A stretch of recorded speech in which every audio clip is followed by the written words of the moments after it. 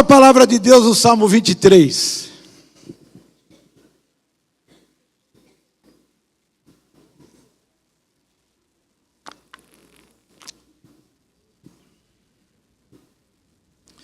Vamos ficar em pé.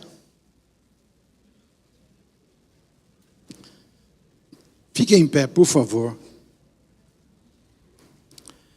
Você pode recitar este salmo agora, porque ele também é tido como uma oração. Você pode recitar na linguagem corrigida, NVI, linguagem atualizada, na linguagem de hoje, o que você quiser. Se for como eu, que aprendi o Salmo 23, pequenininho, bem criancinha, certamente você vai falar e decorado na linguagem corrigida, porque naquela ocasião, de 1900 e final de 50, 60, começo de 60, a gente sabia só da linguagem corrigida. Era o que nós tínhamos, Marcos.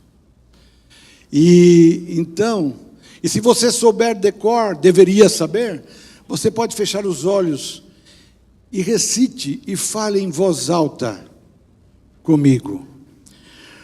O Senhor é o meu pastor e nada me faltará.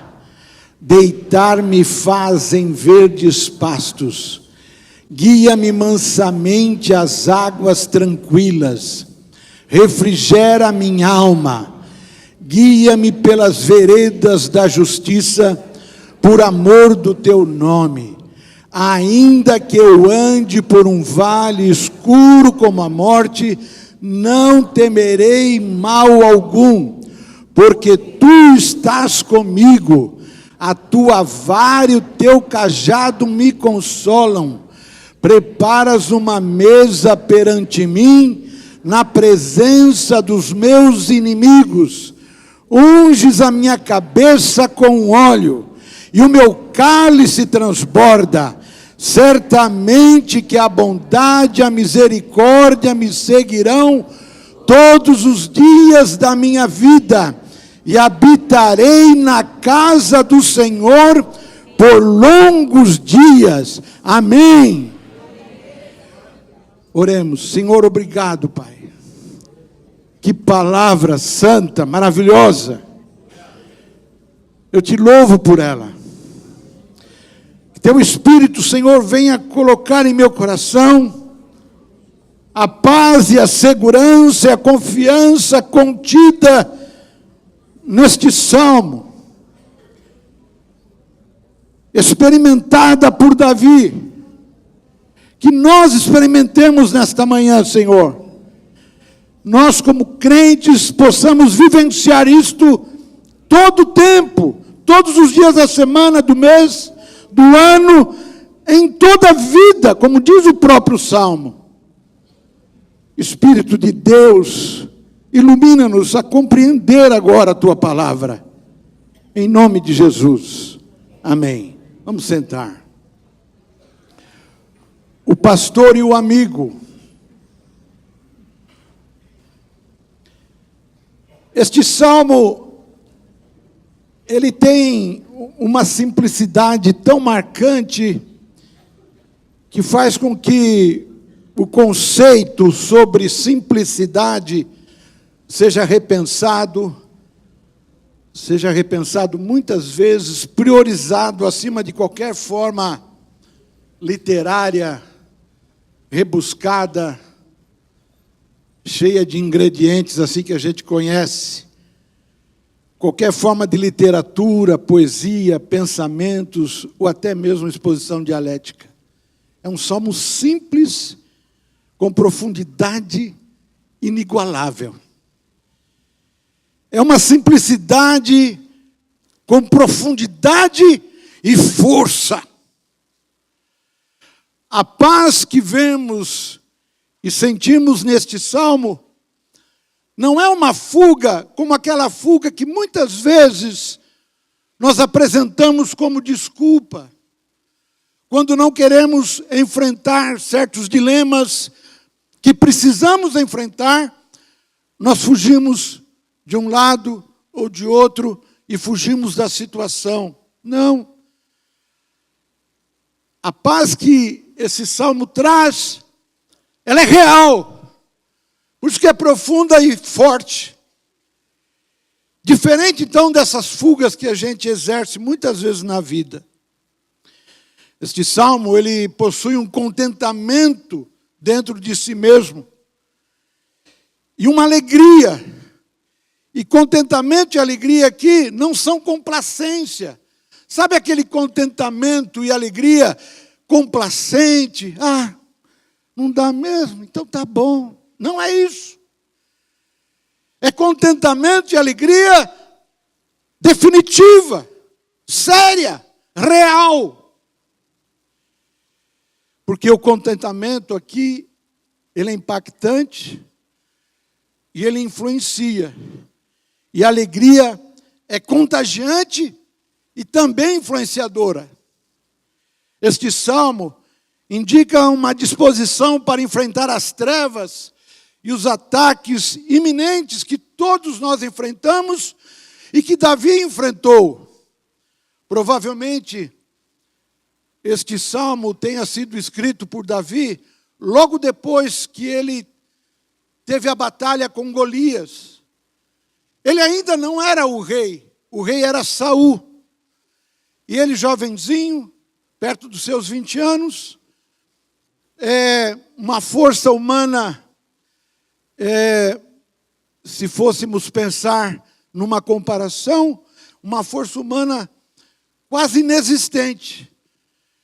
E Golias, um grande homem, pertencente a um exército poderoso que estava impondo medo no exército de Israel. E além disso, Golias, com mais de 3 metros de altura, ele, treinado no exército, sabendo exercer o poder de uma espada, daquele tamanho, se opõe contra Davi. E foi depois desta luta que todos nós conhecemos, que este salmo provavelmente tenha sido feito. É bom frisar que o salmo não significa que nada faltará daquilo que é bom. Porque a própria experiência de Davi, quando escreve esse salmo, é depois de uma luta ferrenha, muito séria, complicada para ele, e representando uma nação. Tinha muito maior implicação nisso. Mas esse salmo também diz que nada faltará daquilo que é ruim. E para nós, o que é ruim? Muitas vezes as pessoas fogem, como eu acabei de falar, quando ela se depara com uma provação, se depara com uma luta na vida, se depara com uma séria enfermidade, quando se depara com um desemprego, quando se depara com contraposições. Este salmo é: nada faltará para tudo. O Senhor é meu pastor e nada me faltará para tudo. E o clímax do salmo revela um amor que não acha satisfação em nenhum alvo material, em nenhuma outra pessoa, somente no próprio Senhor Deus.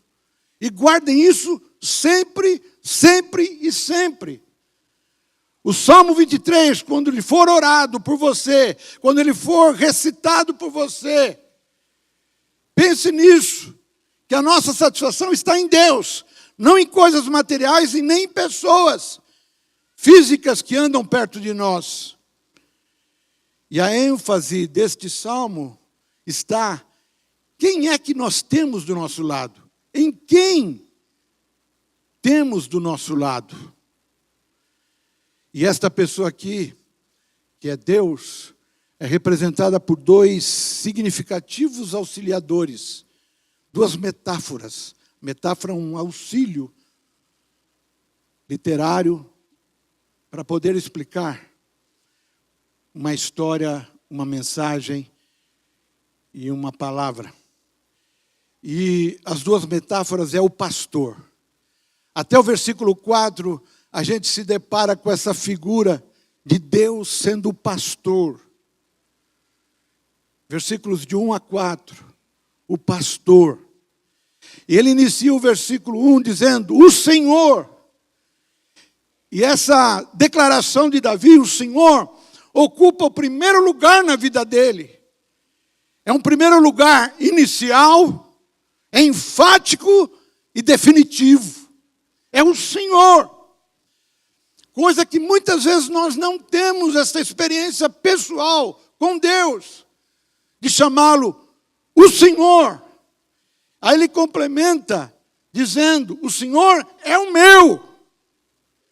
Revela nessa frase, o Senhor é o meu, revela um relacionamento prometido que vincula o Senhor Deus com o mero ser humano e com a mera situação humana que enfrentamos. Como pode ser isso? Um Deus todo-poderoso, Criador dos céus e da terra, detentor de todo o poder em sua mão, se relacionar com um homem como Davi, desse jeito, com uma intimidade assim, um relacionamento prometido e tão profundo assim. É bem provável, para Davi, para o ser humano, é fácil dizer, Deus é meu amigo. Muitas vezes a gente quer dizer assim, o governador é meu amigo, o prefeito é meu amigo, o coronel é meu amigo. Para crescer assim. Mas esse salmo retrata que havia realmente um relacionamento profundo entre o Deus Todo-Poderoso. Sabe, o Deus Criador dos céus e da terra, que um dia nós vamos estar presente Ele, e todo joelho se dobrará diante dEle. Homens, mulheres, reis, rainhas, imperadores, comunistas, capitalistas, todo o diabo, os anjos do inferno vão se dobrar diante do Senhor. Passarinhos, elefantes, cavalos, animais vão dobrar o joelho. Plantas, toda a criação vai se dobrar diante dele. E esse relacionamento mostra esse trato, esse cuidado entre um e outro. Tudo neste salmo decorre deste significado. E quando eu digo assim, numa oração aqui na igreja, o Senhor é o meu pastor, o significado disso, irmãos, para nós, tem que ser e precisa ser relacionamento profundo. Relacionamento. Que o Espírito Santo te exorte profundamente hoje para você avaliar como está o seu relacionamento com Deus. Se o relacionamento com Deus é maior ou menor que o seu amigo de trabalho, é maior ou menor que a sua esposa, é maior ou menor que os seus filhos, é maior ou menor que a sua esposa. O relacionamento com Deus tem que ser acima de qualquer coisa, qualquer pessoa, qualquer entidade. É relacionamento, quando eu digo, o Senhor é meu pastor. A palavra pastor aqui é empregada para designar esta metáfora mais íntima e mais compreensiva que até aqui se achou nos Salmos. Pois se você analisar, até o momento aqui nos Salmos, se preferia a palavra mais distante do que pastor, uma palavra mais distante como rei, libertador, ou mais impessoal como chamar Deus de rocha, de escudo. Agora o pastor, ao contrário, vive com seu rebanho, sendo pastor tudo para o rebanho. E esse pastor é Deus. Ele é o guia, ele é o médico, ele é o protetor, ele é o provedor, ele é o consolador, ele é a alegria, ele é o ânimo, ele é aquilo que inspira. É Deus, o pastor. E quando eu posso dizer, o Senhor é meu pastor e nada me faltará, e quando eu concluo o verso dizendo nada me faltará, eu posso entender que esta palavra nada me faltará, o significado é suprimento. Que tipo de suprimento? Arroz e feijão? Pode ser. Emprego? Tem coisas muito mais íntimas, irmãos, que nós precisamos ser supridos. Na alma, no coração, naquilo que nós trazemos na profundidade do nosso ser. E esse pastor, diferentemente do mercenário, o pastor pensa, e ele observa em termos de seu rebanho, o lugar onde possa haver pastos verdejantes, campinas de relva, com águas do lado, que possa repousar o rebanho. E aí então ele conclui: o Senhor é meu pastor, nada me faltará, deitar-me faz em verdes pastos. Deitar em verdes pastos, o significado disso, irmãos, é descanso. Descanso que nós estamos precisando, irmãos, hoje mais do que ontem. Ontem mais do que o mês passado. Eu vejo a correria de hoje, é uma coisa incrível que eu tento analisar. Nós estamos hoje envolvidos com mídias. A comunicação hoje, ela é em real time. Acontece na Rússia, a gente sabe aqui. Acontece aqui, já sabe na China. Eu era menino, há pouco tempo atrás, a gente não tinha essas informações. Era tudo mais difícil. Para trabalhar era tudo mais difícil. Os primeiros computadores que eu me vi defrontado com ele na empresa onde eu trabalhei tantos anos, hein, Tomás? Era aqueles mainframe, tamanho de uma sala desse tamanho aqui. Mas naquela época a gente descansava. E com tanta falta de computadores, não tinha nada disso. Hoje está tudo na mão. E nós não temos descanso. Nós não temos descanso. Deitar-me faz em verdes pastos. Isso chama-se descanso. Respira fundo.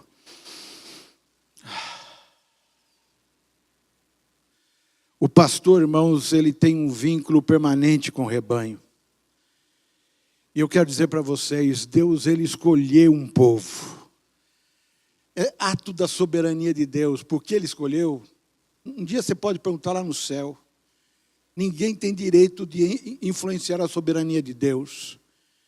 Mas Deus escolheu um povo. Deus escolheu um rebanho. Deus tem adotado para si, para ele, para si mesmo, um rebanho, uma família. Pois Deus tem interesse em formar um vínculo permanente com esta família chamada Corpo de Cristo. Por isso que ele diz: guia-me mansamente às águas tranquilas. Quando eu leio guia-me mansamente às águas tranquilas, eu lembro das minhas caminhadas. Primeira coisa que eu quero ver quando chego da caminhada é uma água, um frescor de água que vai produzir refrigério. E quando eu leio este verso, guia-me mansamente às águas tranquilas, quem nunca chegou num ribeiro de águas cristalinas, sentou ali para descansar? Até mesmo o barulho da corrente da água cristalina faz você descansar. Guia-me mansamente a águas tranquilas, o significado disto é refrigério. E este verso 2, que nos leva a pensar em refrigério, é dotado de uma ternura impressionante esse versículo 2. E prepara-nos para um refrigério ainda maior, com firmeza, com a firmeza e a fidelidade de Deus que estão indicados nos versículos 3 e 4. E aí ele continua dizendo: refrigera a minha alma. Aí ele enfatiza o refrigério dizendo: refrigera a minha alma. Que é uma restauração da ovelha desgarrada que foi trazida de volta. Se no versículo 2 eu tenho um descanso refrigerado do físico, o versículo 3, quando ele diz, refrigera a minha alma, é um refrigério da profundidade do seu coração, do meu coração, daquilo que ninguém consegue penetrar, nem mesmo você. Quantas pessoas têm colocado a cabeça nos travesseiros para dormir e não conseguem? Não é só descansar o físico, mas descansar a alma. É um refrigério ainda maior, refrigerar a alma. Eu não estou dizendo que você esteja perdida, uma ovelha perdida. No caso aqui, era de uma ovelha perdida. E pode ter alguém aqui desgarrado. E o que está em foco neste versículo 3 é o arrependimento e a conversão da ovelha perdida. Porque a alma da ovelha é a própria vida da ovelha, como a nossa alma, o nosso coração, a nossa intimidade é a nossa própria vida, irmãos. Você já acordou cedo e às vezes já disse, eu estou cansado. Não é o físico, é o coração. E a própria alma da ovelha é a própria vida da ovelha. E o eu, o ego da ovelha aqui é que precisa da restauração e da cura. E isso tem um sentido físico, como eu falei no versículo 2, mas tem um sentido psicológico, emocional, que entra no versículo 3. Restaura a minha alma. É psicológico também. E o pastor está interessado em reconduzir esta ovelha, revivificar esta ovelha. É o retrato da renovação mais profunda que Deus faz a um ser humano. Por mais espiritualmente perverso ou enfermo que esteja este ser humano, ou que seja este ser humano. Por isso que ele diz, refrigera-me a minha alma. Versículo 3. O significado disso então é cura. Nós podemos descansar ouvindo a correnteza de um ribeiro. É gostoso, é bom, mas muitos precisam da cura da alma. As veredas da justiça, quando ele continua no versículo 3, guia-me nas veredas da justiça, no que diz as ovelhas, a respeito das ovelhas, veredas de justiça significam caminhos certos. E eu percebo que nessas duas palavras, caminhos certos, tem aqui um conteúdo moral, exigente para um rebanho escolhido, para um povo escolhido por Deus. Eu creio na eleição, eu creio na escolha de Deus. Mesmo sendo eleito, escolhido, a ovelha pode escolher veredas erradas. E os caminhos da ovelha ou envergonharão, ou honrarão o bom nome deste pastor. Guia-me pelas veredas da justiça. O significado disso é direção, irmãos. Quanta gente desorientada. E quando você recitar isto, guia-me pelas veredas da justiça, Senhor, me dá direção. Eu preciso de direção. O profeta Ezequiel, no capítulo 36 da sua profecia, ele desenvolve a implicação penetrante da frase, por amor do seu nome. Que termina o versículo 3. Guia-me pelas veredas da justiça por amor do seu nome.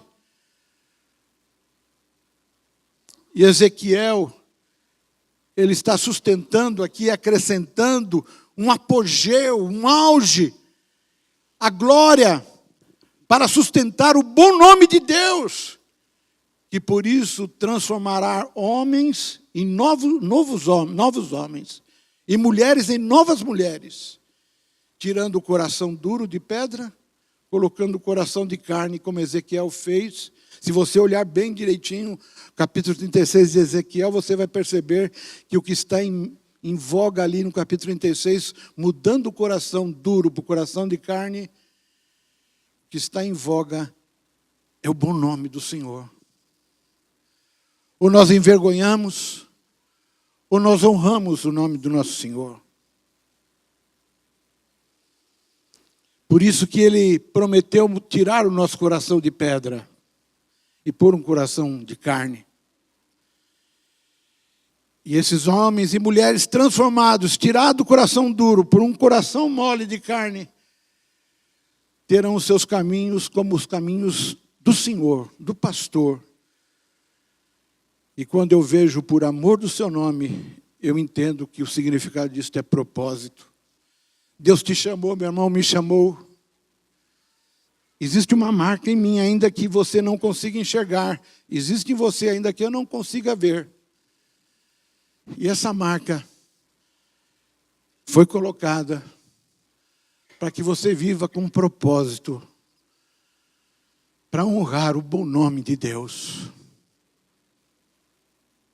Propósito.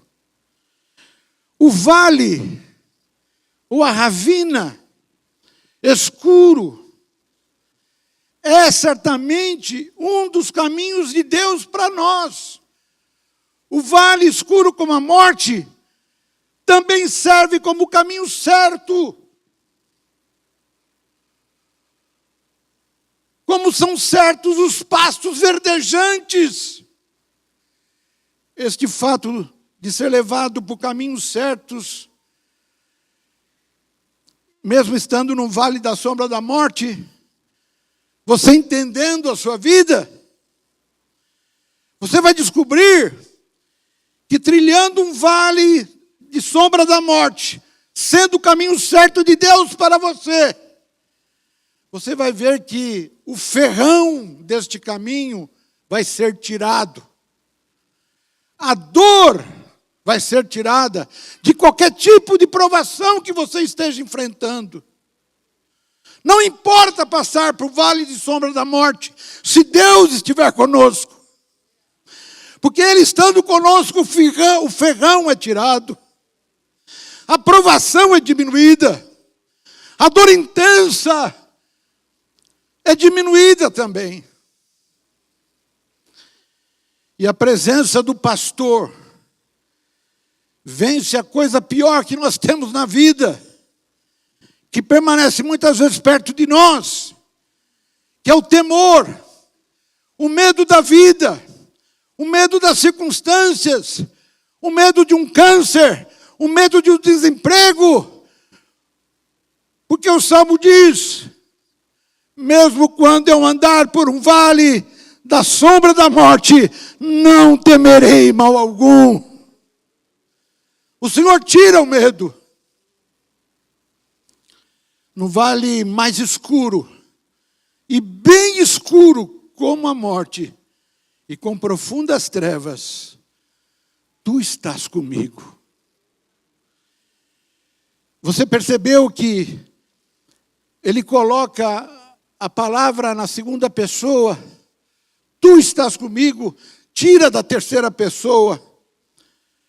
O tu estás comigo toma o lugar dele estar comigo, no trato de pessoa para pessoa.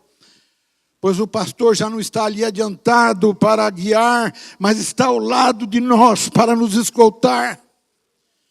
Ele está muito mais perto do que nós imaginamos. Quantos crentes incrédulos não experimentam isso? É claro que eu preciso de Deus lá na frente me guiando, mas é muito importante percebê-lo ao meu lado, me escoltando, pegando na minha mão. A vara, que é um pau carregado à cintura, servirá para a defesa. E o cajado servirá para caminhar, controlar e recolher o rebanho. A disciplina no rebanho é a própria segurança. Tem gente que não gosta de disciplina.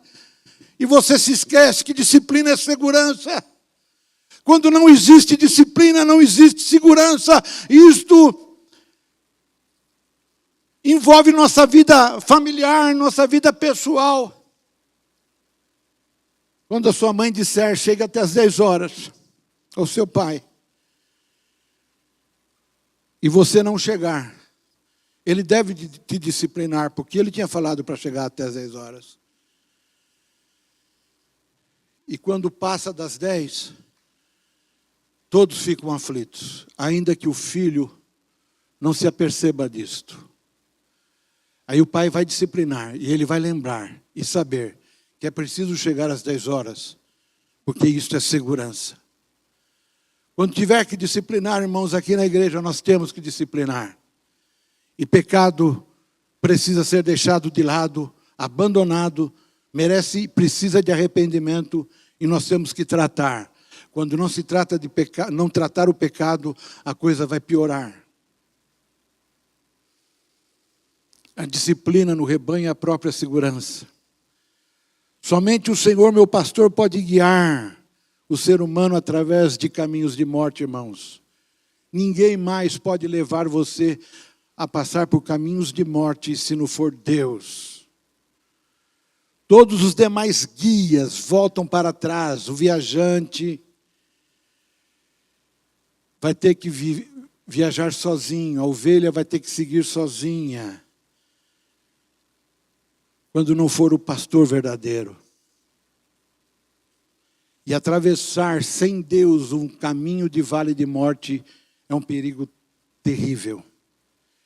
O Senhor, meu pastor, não me abandona. Ainda que eu ande pelo vale da sombra da morte.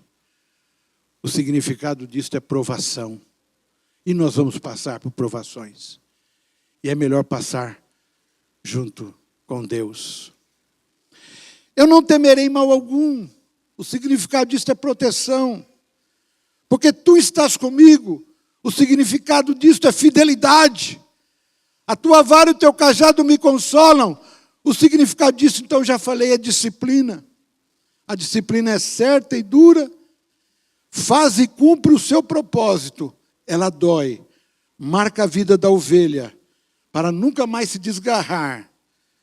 Nunca mais se esquecer que o descaminho foi ruim. E aquilo que você está colhendo são consequências do que a ovelha, do que nós semeamos no caminho errado. Pior e mais angustiante é quando sofremos provações por causa das circunstâncias que outros provocam. Isso acontece também. Outras pessoas provocam. E esses sofrimentos advindos de situação por outras pessoas são sofrimentos horríveis. Se nós não soubermos tratar no nosso coração, a gente pode ficar até doente. E essas provações, irmãos, elas são recebidas por terceiros, porque a humanidade está perdida. E uma boa parte da igreja está apóstata, desviada do caminho. E por conta do mundo também. As dificuldades que virão por causa de um mundo pecaminoso e uma igreja apóstata, elas podem provocar em nós provações sérias. Mas trate disso com sabedoria, com discernimento. Saia disso de cabeça erguida. Ore, busque direção de Deus para sair disso. Mas não tente atravessar o vale da sombra da morte, que é a provação, sozinho, sem a presença de Deus. A segunda metáfora é a do amigo. A figura de linguagem do pastor já serviu o seu propósito. E agora os versículos 5 e 6 trata do amigo. E a metáfora do pastor é substituída por uma de maior intimidade, o amigo. A figura agora é a do amigo. Se até agora retratamos homens como ovelhas, os versículos 5 e 6 retratam as ovelhas como pessoas. Pessoas já com sua mesa, com seu cálice e já em casa. Se no verso 4, quando encerra a metáfora do pastor, a ovelha sobrevive a uma ameaça, neste ponto, no versículo 5, a ameaça é transformada em triunfo. Todos os detalhes aqui mostram este tom diferente. Uma mesa bem posta, um óleo festivo e o cálice transbordando. O quadro mostra uma calma certa, correta, impactante, patente, em meio a uma ameaça. E há um estado de pressão e angústia vivido pouco tempo atrás. Porque os recursos infinitos de Deus é que ampararam a pessoa, o amigo, que é a pessoa, um homem, uma mulher, sustentou na pior das situações. E aquela situação foi até de morte, Mas o Senhor sustentou. Mesmo sendo até de morte, o Senhor esteve presente. É uma celebração de vitória, na qual os inimigos estão presentes como prisioneiros. Ou uma festa onde os rivais são recebidos, derrotados, como hóspedes relutantes. Sabe quando você convida alguém para uma festa e eles relutam a aceitar o convite? Nos versículos 5 e 6, trata de uma festa cujos prisioneiros foram obrigados a ir. Eles foram relutantes em ir.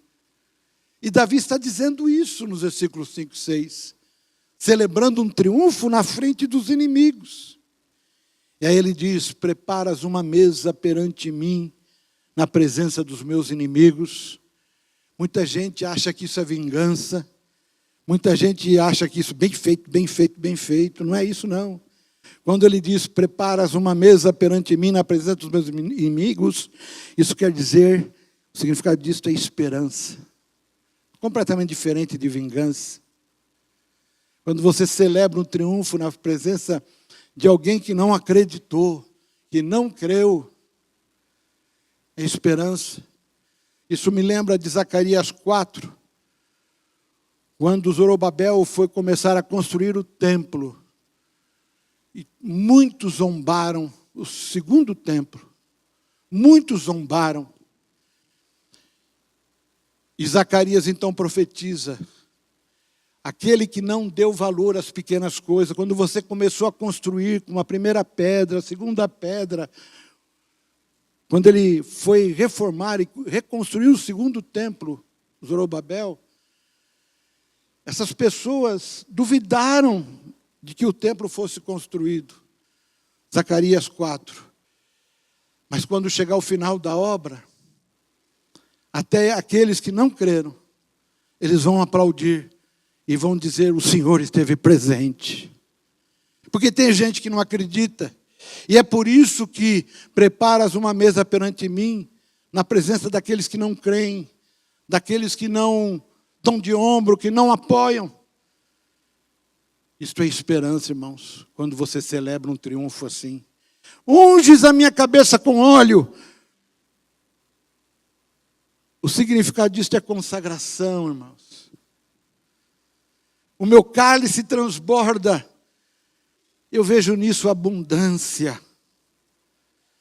A perspectiva, irmãos, aqui, no entanto, é melhor do que a de uma festa. No mundo do Antigo Testamento, comer e beber na mesa de alguém criava um vínculo de lealdade mútua. Era o sinal culminante de uma aliança. Foi isso que aconteceu com Moisés lá em Êxodo 24, que é muito, muito claro, escrito ali no versículo 8 a 12, quando os anciãos de Israel viram a Deus, logo em seguida eles comeram e beberam, festejando o fato de terem visto a Deus, que na verdade, eles viram na verdade a bondade de Deus, porque ninguém pode ver o rosto de Deus. Mesma coisa como foi na última ceia, quando Jesus anunciou, antes dele ser preso, este cálice é a nova aliança feita no meu sangue. É o que nós vamos fazer daqui a pouquinho. Ser hóspede de Deus é mais do que ser um mero conhecido, ou um mero convidado para uma festa, para um dia festivo. Quando você é hóspede de Deus, você convive com Deus. Você sabe de Deus. Você confia em Deus. Você sabe que Ele está ali. Seja segunda, chuvosa, dura, sem dinheiro, mas Deus está ali. É possível que o salmista esteja retratando aqui um quadro de peregrinação dos levitas, cujo progresso termina na casa do Senhor, que era uma viagem de volta para casa. E aqui Davi entende, ele era da tribo de Judá, e não era só para os levitas. Davi entendia que o lar, o templo, era dele também. Davi considerava o seu verdadeiro lar de coração e de mente.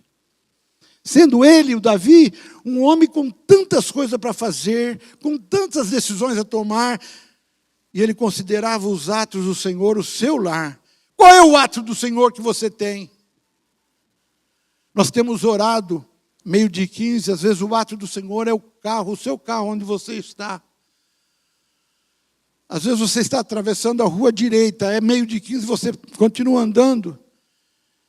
Como eu já orei na rua direita, uma vez, eu era bem menino, e a rua direita foi o meu átrio.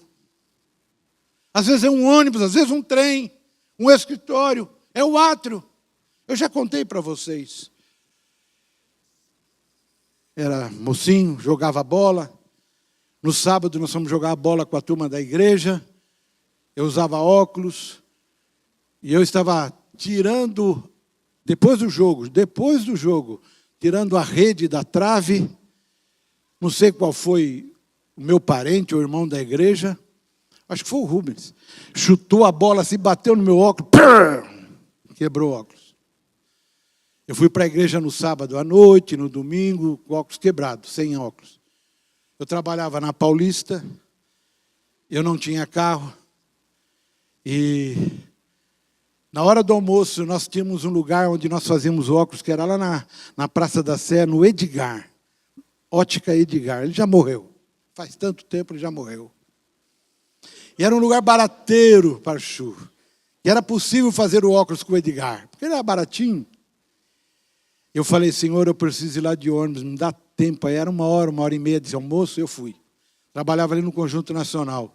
Peguei o ônibus, desci na Patriarca, fui, atravessei a rua direita, cheguei na Praça da Sé, subi no primeiro andar da Ótica Edgar. O Edgar, arruma meu óculos, está quebrado, preciso trabalhar a semana toda. Ele já me conhecia há muito tempo, ele arrumou. Quando eu estou descendo do primeiro andar para o térreo para atravessar a Praça da Sé, voltando pela rua direita, o ônibus era 21 cruzeiros. Eu olho, pego o dinheiro, 20 cruzeiros. Falei, Senhor, como é que eu vou pegar o ônibus? Está faltando um cruzeiro. Eu pus o dinheiro assim, irmãos, como o cobrador fazia antigamente nos bondes. Põe dinheiro assim, ó. A juventude não sabe disso.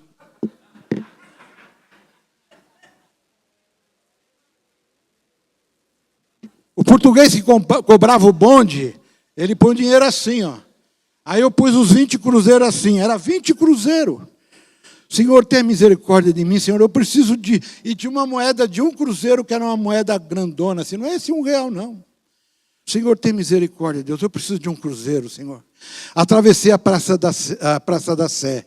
Atravessei, entrei na rua direita. Senhor, me dá um cruzeiro, Senhor. Eu estou olhando no chão. Eu preciso de uma moeda, Senhor. Atravessei a rua direita, cheguei no final, o ônibus estava no ponto, na Praça do Patriarca.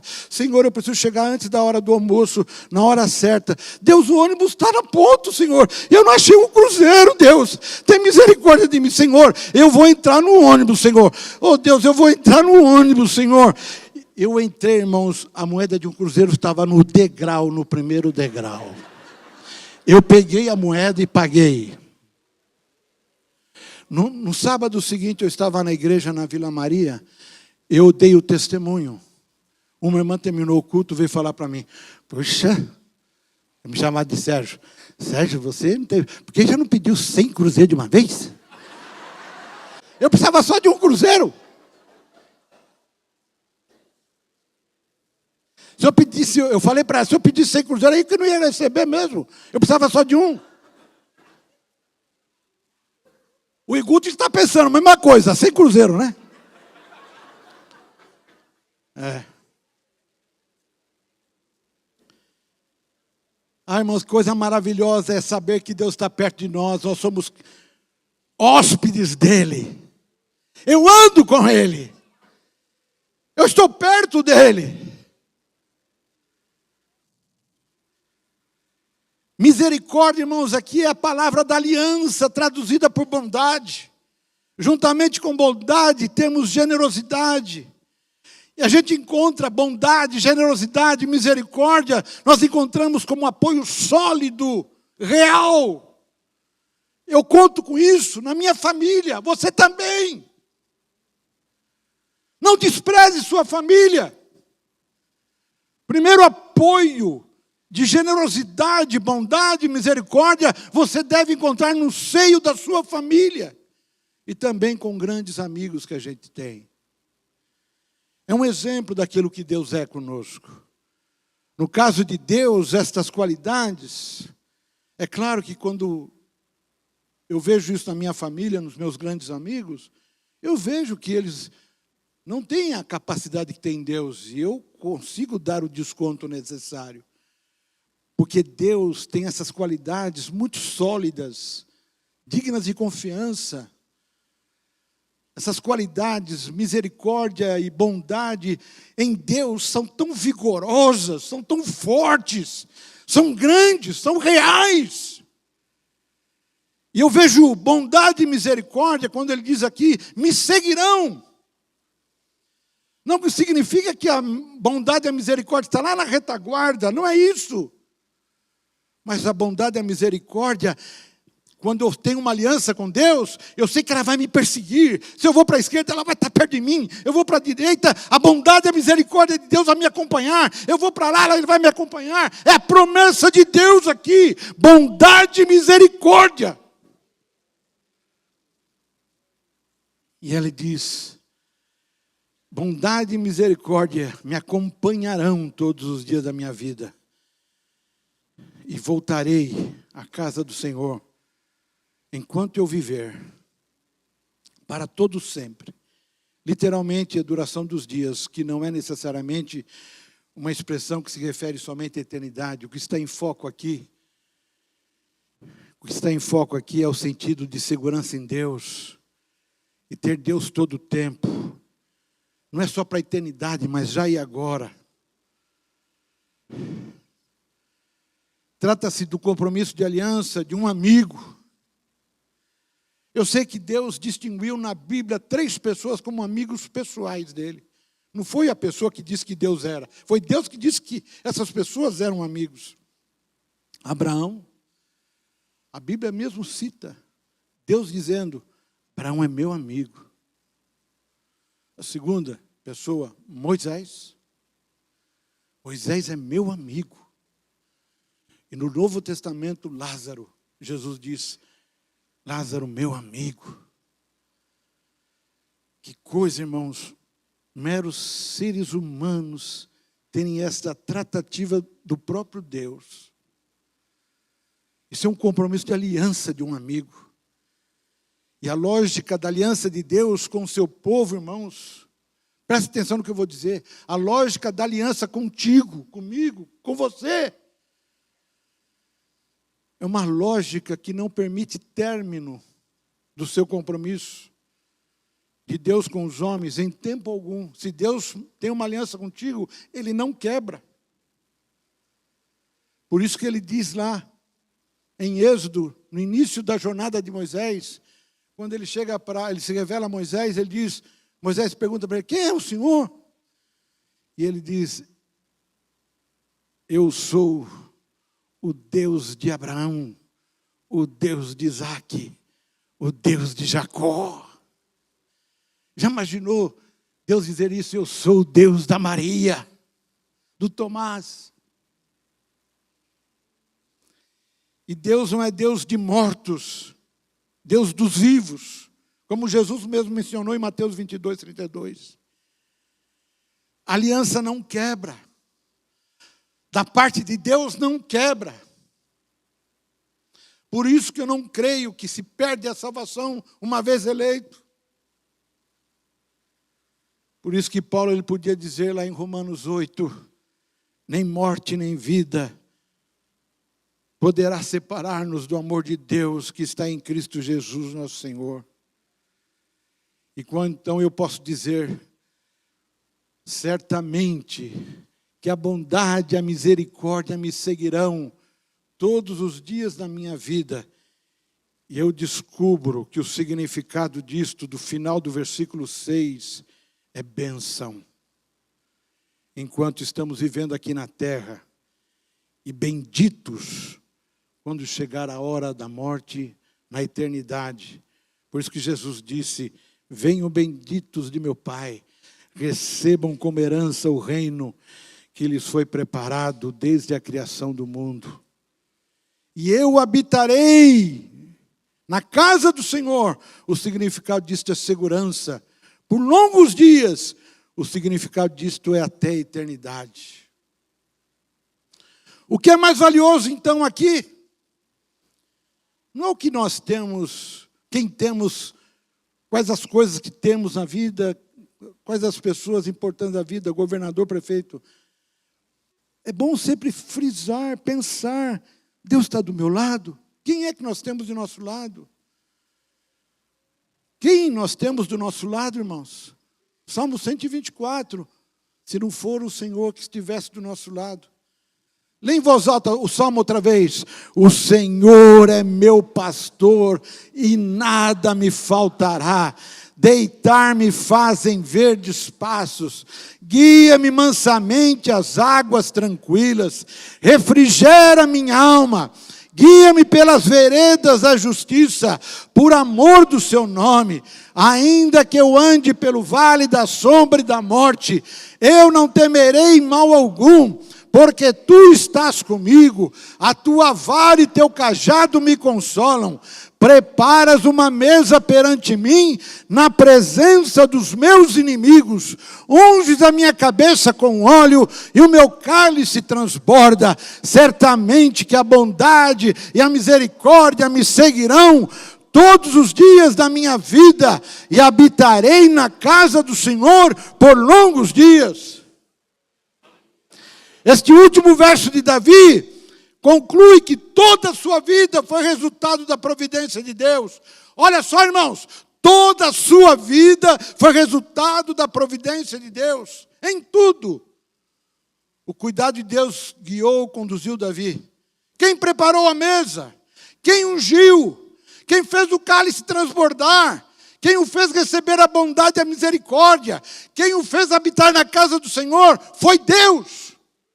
Tudo obra das mãos de Deus. Este salmo foi escrito por volta do ano 1029 a.C., ou seja, 3.050 anos atrás.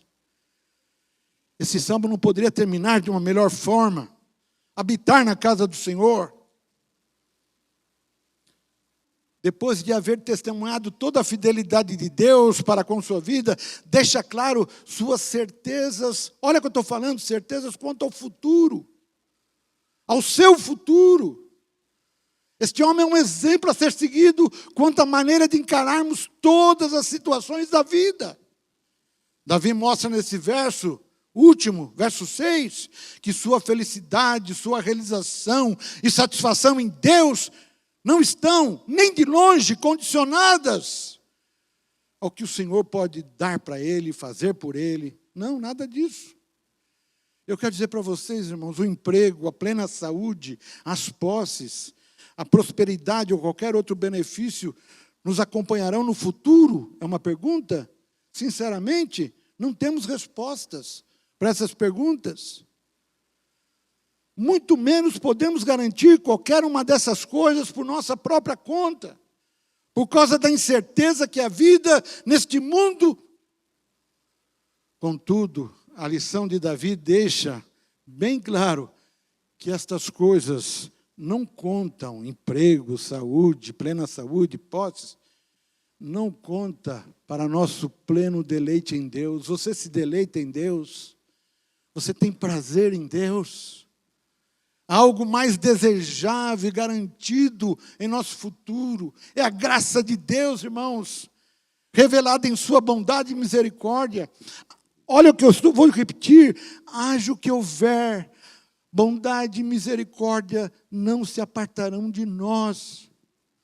Onde estivermos e como estivermos, certamente teremos a companhia do Senhor manifestada em sua misericórdia, em sua bondade. Essa era a certeza de Davi, também deve ser a nossa certeza. Mas é preciso entender que somente um coração verdadeiramente regenerado, se você não tem certeza de ter nascido de novo, hoje é o dia. Busque, peça a Deus: Senhor, eu quero nascer de novo. Eu quero nascer do Espírito. Eu quero nascer de Deus. Só um coração regenerado é capaz de desejar deleite em Deus. Somente a Deus nós podemos ter felicidade perene. Somente em Deus temos realização do nosso coração. O que passa disso, irmãos, é falso. É alegria falsa. É falsa felicidade. Nossa alegria e felicidade pode vir somente de Deus, de nosso relacionamento com Ele, por meio de Cristo, através de Cristo. O que Davi desejava no futuro, quando eu entendo, termino esse salmo, é habitar na casa do Senhor, é estar com Ele, seja no quarto, no automóvel, na rua, no ônibus, é estar com Ele.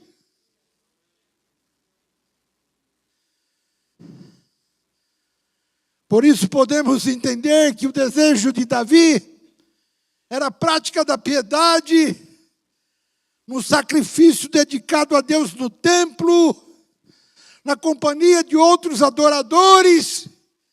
Era a sua permanência na casa de Deus que completava realmente a sua alegria. E provavelmente, no caso de Davi, alguns momentos no deserto. Que diferença, irmãos, entre Davi e os ímpios. Enquanto os ímpios desejam satisfazer seus desejos com os prazeres e as ofertas deste mundo, Davi baseava toda a sua felicidade em cultuar a Deus. O pastor, o bom pastor, dá vida pelas suas ovelhas. Disse Jesus em João 10:11. O amigo, já não chamo vocês de servos, pois o servo não sabe o que faz o seu senhor, mas chamo vocês de amigos, disse Jesus, irmãos. Porque tudo que eu ouvi de meu Pai, Jesus dizendo para nós, eu lhes tornei conhecido. Vocês não são somente servos, mas amigos. João 15:15. Pastor e amigo juntos. É o Senhor Jesus, nosso Senhor e Salvador, quando Ele diz, eu estarei com vocês até a consumação dos séculos.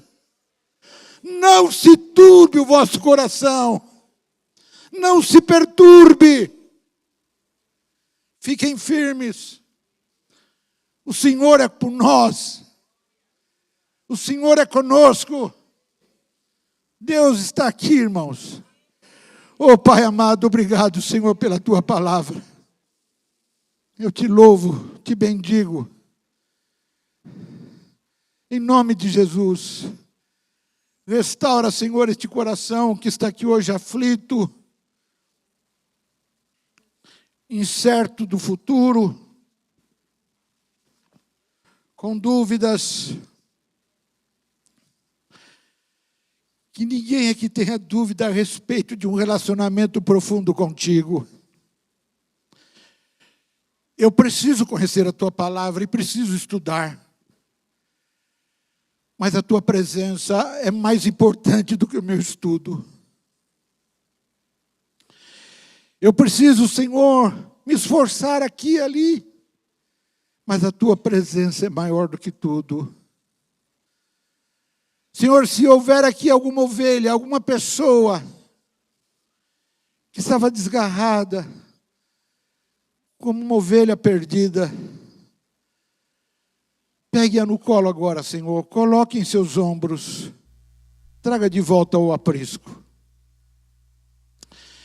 Eu sinto falta, Senhor, de algumas ovelhas aqui, o Senhor sabe disso. Onde elas estiverem agora, Deus, Espírito do Deus vivo, toca na vida delas de uma forma amorosa, compassiva, misericordiosa e cheia de bondade. Toca, Senhor, E se porventura alguém estiver aqui caído, sem forças para se levantar, pastor e amigo, pastor, cura, restaura essas feridas, coloca um bálsamo nessas feridas e fortaleça esta ovelha. Espírito do Deus vivo, cura, Senhor, as almas dos teus filhos, muito mais do que o físico.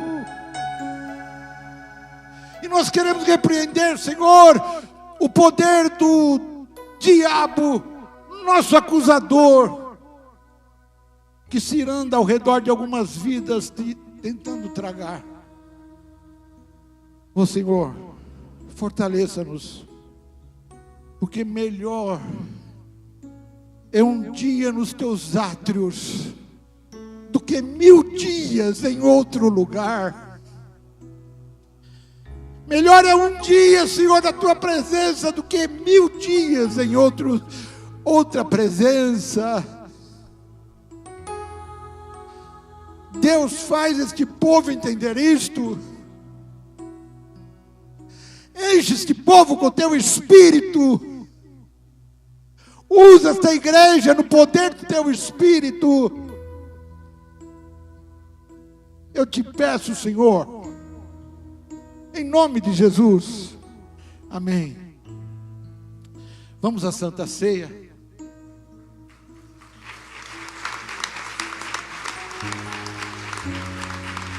Vêm os pastores.